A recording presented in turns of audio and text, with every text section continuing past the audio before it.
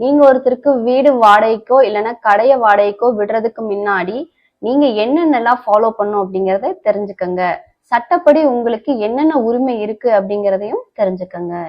First agreement, வாடகைக்கு கொடுக்கறவங்களும் வாடகைக்கு வர்றவங்களுக்கும் 2 பேத்துக்கு இடையில ஒரு வாடகை ஒப்பந்தத்தை உருவாக்கிக்கணும். செகண்டா அந்த அக்ரிமெண்ட்ல 2 பேருமே கண்டிப்பா சைன் பண்ணிருக்கணும்.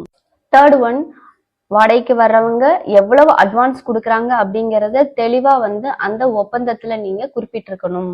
நாலாவதா, வாடகைக்கு வர்றவங்க சம்பந்தப்பட்ட ஏதாவது ஒரு ஐடி ப்ரூஃப் நீங்க உங்ககிட்ட வாங்கி வச்சுக்கணும்.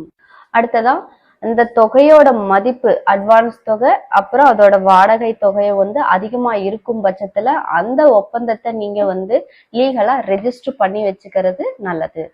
அடுத்ததா, வாடகைதாரர் வாடகை ஒப்பந்தத்தை மீறாங்க, அந்த வாடகை ஒப்பந்தத்துல குறிப்பிட்டபடி எந்த ஒரு இதையுமே அவங்க ஃபாலோ பண்ணல, இல்ல வாடகை சரியா தரமாட்டேன்றாங்க, இல்ல எந்த ஒரு நோக்கத்துக்காக அவங்க வீடு இல்லைன்னா கடையை வாடகைக்கு எடுத்தாங்களோ அந்த நோக்கத்துக்காக உபயோகப்படுத்தாம வேற ஏதாவது தவறான ஒரு செயலுக்காக உபயோகப்படுத்துறாங்க அப்படின்னு உங்களுக்கு தெரிஞ்சது அப்படின்னா அவங்க மேல நீங்க எவிக்ஷன் நோட்டீஸ் அனுப்பலாம். அடுத்ததா, அவங்க காலி செய்ய மறுத்தாங்க அப்படின்னா நீங்க அவங்க மேல